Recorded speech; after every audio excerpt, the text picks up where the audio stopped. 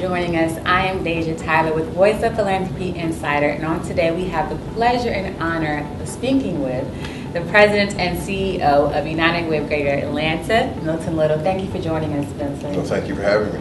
Awesome, awesome. Let's get right into it. Sure. Of your numerous philanthropic contributions, which one do you think has had the lasting impact on others and then on yourself? Wow. You know, I've had a long career, and it's hard to imagine picking one of them. If I had to select one, I would think it would be the launching of our Housing First work here at United Way when I got here, because that changed the game of how services to homeless people in Greater Atlanta are being provided, with an emphasis not on you have to earn a house by participating in services first. The solution to ending homelessness is to getting people off the street into a home and then surrounding them with the supports they need. That's probably had the most fundamental, immediate impact of anything that we've been able to do. I'm extremely proud of that. Awesome. Now, how has the United Way of Greater Atlanta helped shape your perspective on leadership?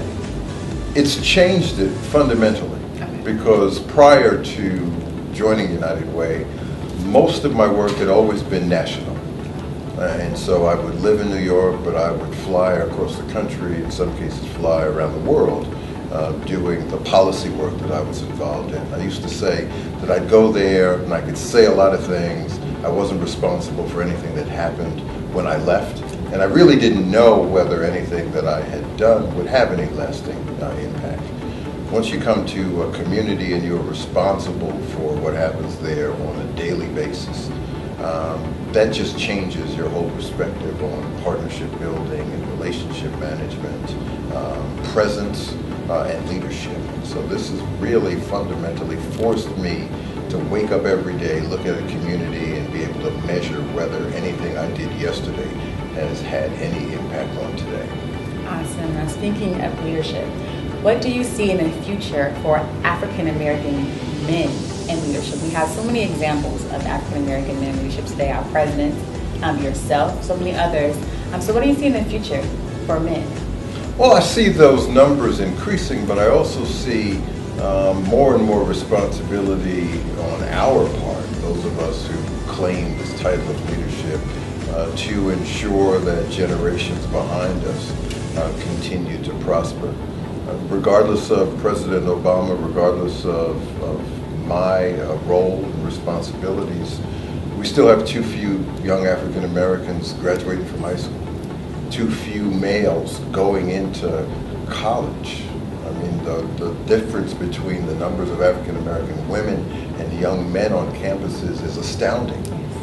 It has implications for marriage rates, it has implications for social stability, and so there is no evidence that we've achieved a colorblind society, and no evidence that by the mere fact we have a president of the United States as an African American male, that the problem of African American males has been solved. So there's more and more responsibility on us to make sure that those solutions are put in place. Absolutely. Speaking of those solutions and responsibilities, what type of advice would you give other African American men who want to be in leadership? Well, I would say a couple of things. Number one, there are many other people who share that same sentiment, who share your same beliefs. And what's available to young people today that wasn't available to me is the whole range of technology and social media, where you can get messages out immediately.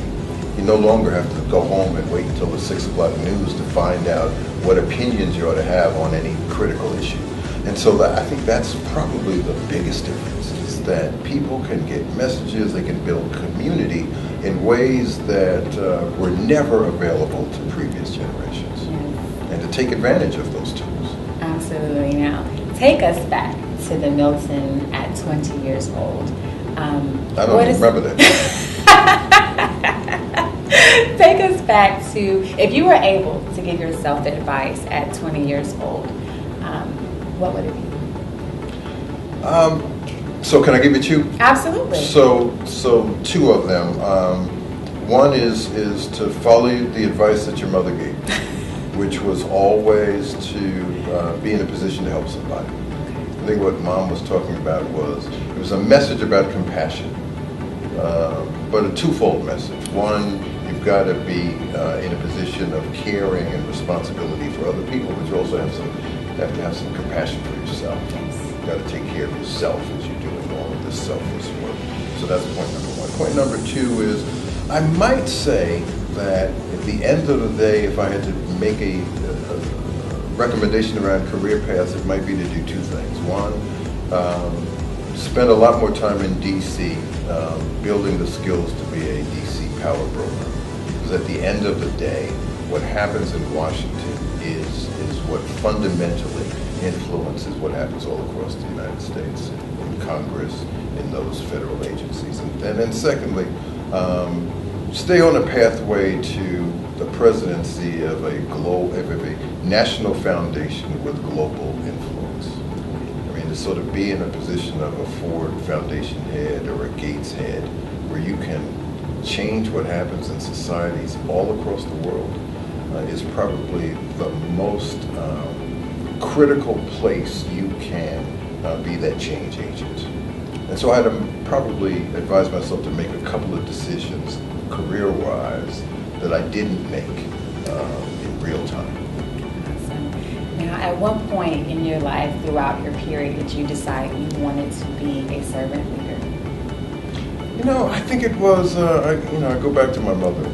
She told me, as I said, whatever you do in life, make sure you're helping somebody. So I think it was really trying to always, through every career decision I made and lots of the other decisions I made, I always tacked against that sort of, central mantra. And so probably it was early on, when everybody else was going to law school or decided they wanted to be a banker in finance. I was all about sort of community building and policy making and influencing the levers of political power in ways that would create a much fairer system for more people.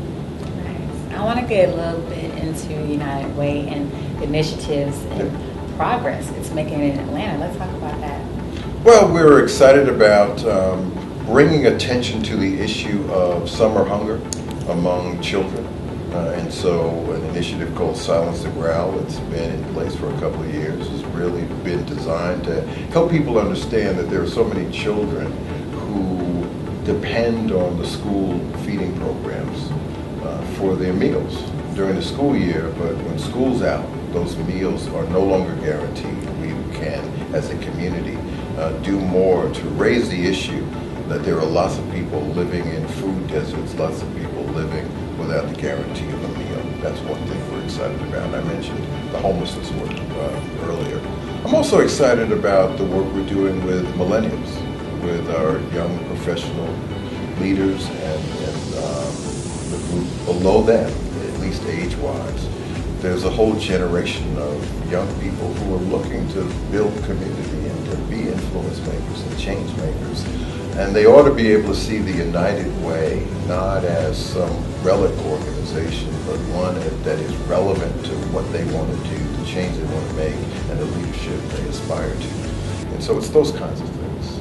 Awesome. Now, what can the city of Atlanta do to assist United Way of Greater Atlanta in those initiatives? Well, the city of Atlanta is a major player and major partner in a lot of what we do. The homelessness work that we've been able to do and the difference we've been able to make, that is the reason why the numbers are going down, people on the streets homeless here relative to DC or LA or San Francisco, some other places, is largely because of that partnership between the United Way, the Regional Commission on Homelessness, City of Atlanta. City of Atlanta, through Atlanta Housing Authority, has been a partner with us in a lot of the things that we've been doing with the educational backbone for the Choice neighborhood that AHA is leading over on the west side. We're very much involved with the Atlanta Public Schools and a lot of school reform activity. We work with the City of Atlanta's workforce agency around some income supports and employability work. So there's always something more that could be done, but we have enjoyed a great partnership with Mayor Reed and certainly with Mayor Franklin before him. Awesome. Now, President Little, where would you like to see United Way of Greater Atlanta in the next 10 years? I would like to see it as a financially sound and relevant organization. What that's going to require is a change in how we work. The fact that we're a charitable organization with a lot of history is no guarantee we've got a future, because there are new charitable models, there are new ways that people want to build community, there are new ways people want to give.